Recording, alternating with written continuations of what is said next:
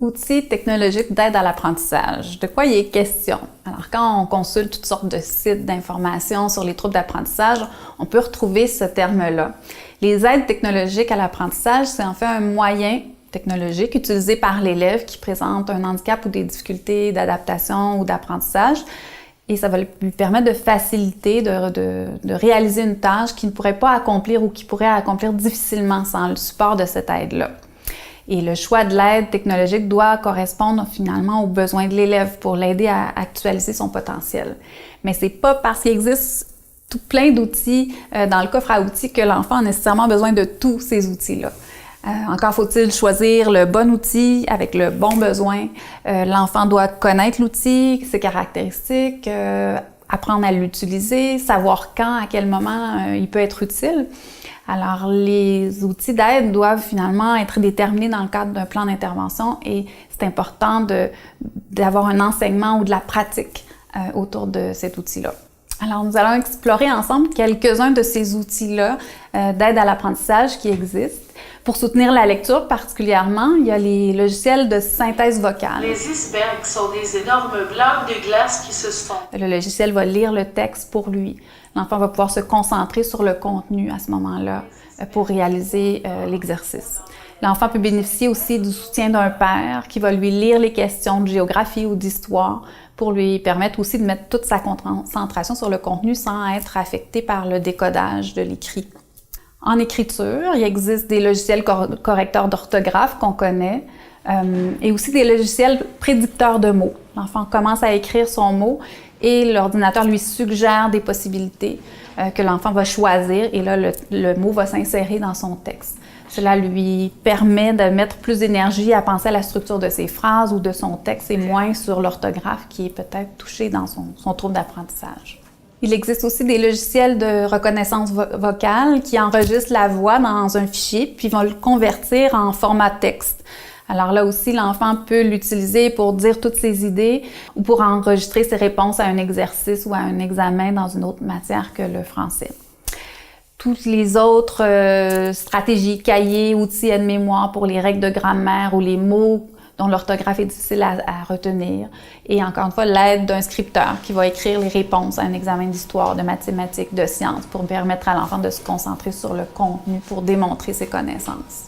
Il y a plusieurs modalités qu'on appelle aussi mesures adaptées qui peuvent être facilement mises en place dans la classe, au-delà des outils technologiques. On pense à toutes sortes d'outils ou de matériel pour soutenir l'attention, concentration. On peut penser aux pattes proprioceptives ou aux balles texturées que l'enfant va manipuler pendant qu'il écoute la leçon pour se maintenir en éveil, demeurer actif ou encore une fois gérer du trop-plein. Il existe aussi les coquilles anti-bruit qui permettent à l'enfant qui a un trouble d'attention, mais aussi aux autres, souvent de prendre un moment pour être isolé des bruits ambiants, pour se concentrer. Certains enfants vont apprécier d'avoir les espèces de coussins ou serpents lourds sur les épaules pour rester connectés à eux-mêmes. D'autres vont avoir besoin de travailler debout ou d'être assis sur un ballon pour être un peu encore en mouvement. Pour soutenir les mathématiques, les enfants bénéficient de pouvoir faire des schémas. On peut le faire papier-crayon, il y a des logiciels qui permettent aussi d'en faire pour expliquer son raisonnement.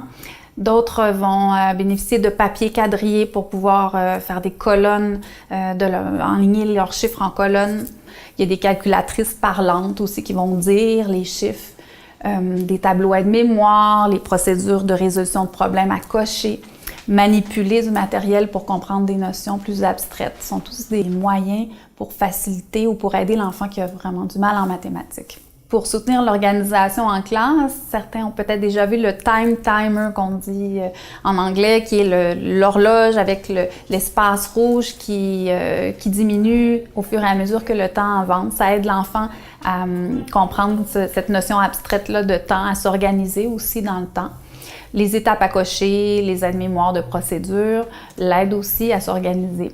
Et les cartes conceptuelles, schémas, l'aident à planifier une rédaction, à étudier ces notions en mettant les informations dans des bulles pour créer des liens entre les idées, avoir une vue d'ensemble de ce qu'il doit faire.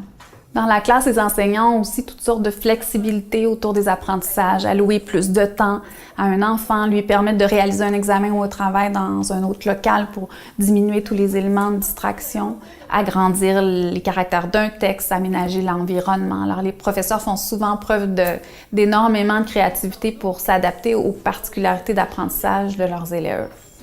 Alors, à retenir, les technologies d'aide peuvent favoriser l'autonomie de l'élève. Il y a moins besoin de l'enseignant, il peut se débrouiller parfois seul avec ses outils.